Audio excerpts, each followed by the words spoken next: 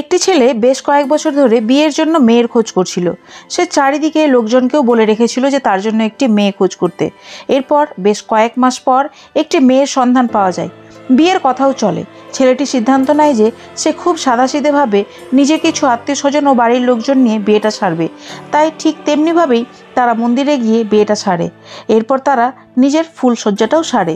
মেয়েটি ছিল উত্তরাখণ্ডের উধম সিং নগরের অধিবাসী এবং ছেলেটি উত্তরপ্রদেশের জেলা মুজফ্ফরনগরের দুদাবাড়ি গ্রামের অধিবাসী। আসলে বউটি ফুলশয্যার রাতে আরেকটি জিনিস করে। সে তার বাবার বাড়ি থেকে কিছু খাওয়ার জিনিসপত্র এনেছিল, যেগুলি সে তার স্বামী সমেত বাড়ির প্রত্যেকটি মানুষকে খেতে দেয় অ্যাজ আ রিচুয়াল বলে। এরপর খাবার খেয়ে প্রত্যেকেই নিজের নিজের ঘরে গিয়ে ঘুমিয়ে পড়ে। এরপর সকাল হয়।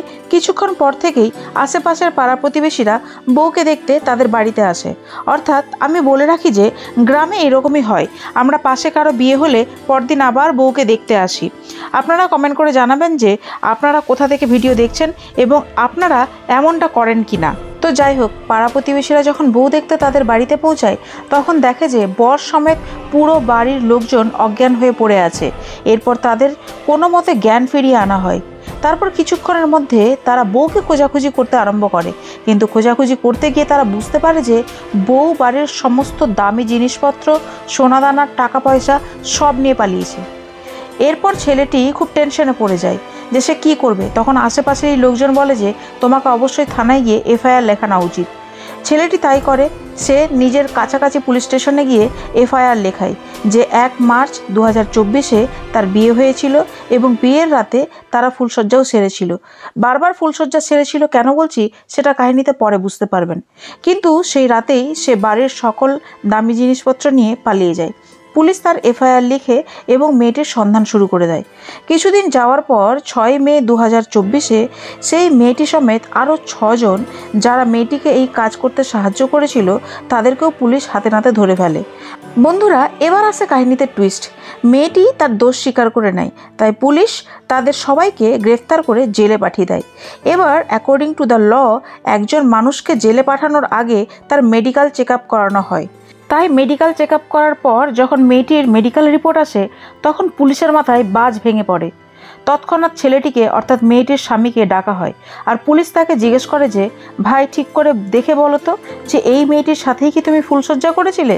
ছেলেটি দেখে বলে হ্যাঁ স্যার, 100% এই মেয়েটির সাথে আমি ফুলশয্যা করেছি আর থ্যাংক ইউ স্যার একে গ্রেফতার করার জন্য। পুলিশ একবার ভাবে যে ছেলেটিকে সব কথা খুলে বলবে কিনা, বাট ভাবে যে লুকিয়ে রাখলে তো আরও বেশি ক্ষতি হবে। তাই তারা ছেলেটিকে সব কথা খুলে বলে। আসলে মেয়েটি ছিল HIV পজিটিভ অর্থাৎ এইডসের পেশেন্ট। এই কথা শোনার পর ছেলেটি প্রায় মাথা ঘুরে পড়েই যাচ্ছিল। আর কেনই বা পড়বে না? এক তো তার প্রথমে বিয়েই হচ্ছিল না, তারপর যাও বা বিয়ে হলো তাও আবার এইডসের রোগীর সাথে। এরপর মুজফ্ফরপুর নগরের জেলার মেয়েটিকে জিজ্ঞেস করে যে তুমি এইরকম কটা বিয়ে করেছো এবং লুটপাট করেছো? মেয়েটি উত্তর দেয় যে স্যার এর মধ্যে আমি 5 জনকে বিয়ে করে লুটপাট করেছি। একদিকে খবরের কাগজে আসে যে একটি মেয়ে যাকে বিয়ে করে ফ্রড করার জন্য পুলিশ গ্রেফতার করেছে এবং সে HIVর পেশেন্ট। আর অন্যদিকে জেল থেকে খবর আসে যে এই মেয়েটির আরও 5 জন পুরুষের সাথে বিয়ে হয়েছিল এবং তাদের সাথেও একদিন করে ফুলশয্যা করেছে। এই কথা শুনে পুরো পুলিশ স্টেশন টেনশনে পড়ে যায়।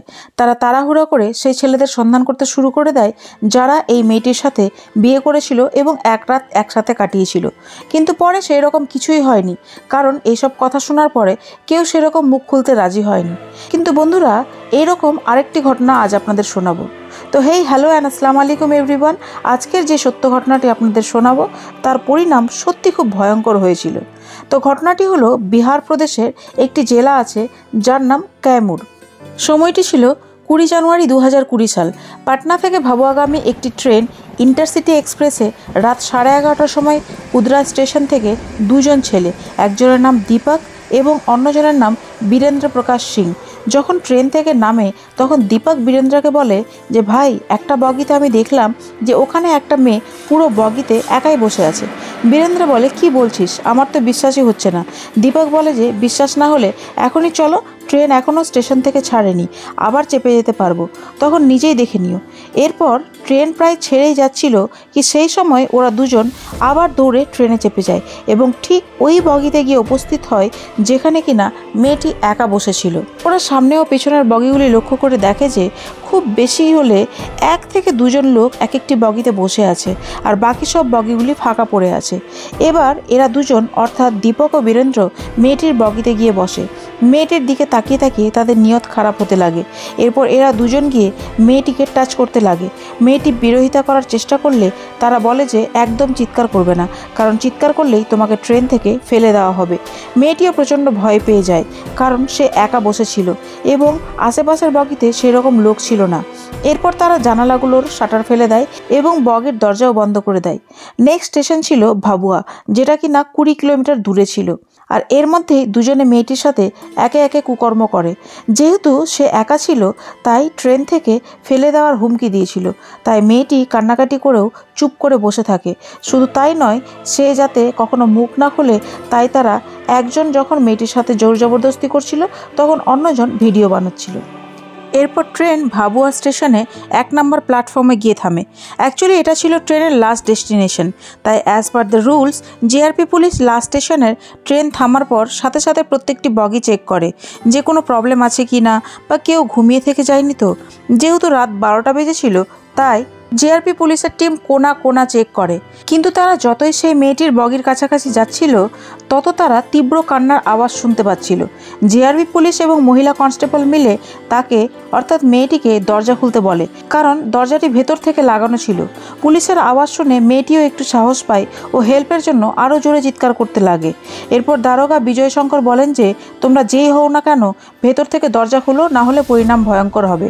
এরপর দরজা খুলতেই একটি ছেলে পালিয়ে যেতে সক্ষম হয়, কিন্তু অন্যজনকে পুলিশ হাতে নাতে ধরে ফেলে। পুলিশ মেয়েটিকে জিজ্ঞেস করে যে তোমার নাম কি, কোথা থেকে আসছো, আর একা এত রাতে কেন ট্রাভেল করছো, আর এই ছেলেগুলোকে কি তুমি আগে থেকে চিনতে? তখন মেয়েটি কাঁদতে কাঁদতে বলে যে স্যার, জানা তো দূরের কথা, এর আগে আমি এদেরকে কখনো দেখিনি। এরা হঠাৎই চলন্ত ট্রেনে চেপে যায় এবং আমার সাথে কুকর্ম করতে শুরু করে দেয়। পুলিশ যখন জিজ্ঞেস করে যে তুমি কোথা থেকে আসছো, এর উত্তরে মেয়েটি যা বলে সেটি শুনে পুলিশেরও মাথা খারাপ হয়ে যায়। মেয়েটি বলে যে স্যার, আমি গয়া, যেটি কিনা বিহারে অবস্থিত, সেখানে গিয়েছিলাম সেখানকার অ্যান্টি রেট্রোভাইরাল থেরাপি সেন্টার থেকে ওষুধ কেনার জন্য। পুলিশ জিজ্ঞেস করে যে এত দূরে কিসের ওষুধ কিনতে গিয়েছিলে? মেয়েটি বলে যে স্যার, আসলে আমি এইডসের পেশেন্ট, আমি HIV পজিটিভ, তাই আমি সেখান থেকে ওষুধ কিনতে গেছিলাম। বন্ধুরা, এই মুহূর্তে আমি জানি দুঃখের সাথে একটু হলেও আপনাদের মুখে হাসি এসেছে, কারণ যেমন কর্ম তেমন ফল। আসলে মেয়েটি পুলিশকে জানায় যে এই রোগটি তাকে তার হাজব্যান্ড থেকেই হয়েছে।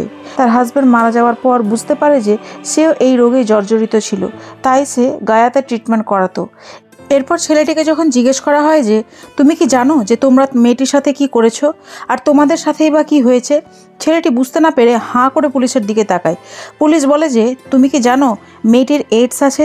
শোনার সাথে সাথেই ছেলেটির অর্ধেক মৃত্যু তো সেখানে হয়ে গিয়েছিল, আর বাকিটা পূরণ করার জন্য পুলিশ তাকে গ্রেপ্তার করে নিয়ে যায়। তো বন্ধুরা, আপনাদের মতামত অবশ্যই কমেন্টে জানাবেন, আর একটু কষ্ট করে লাইক বাটনটিকে টাচ করে দিয়েন এবং সাবস্ক্রাইব করে দিয়েন। তো দেখা হবে পরের ভিডিওতে। জয় হিন্দ।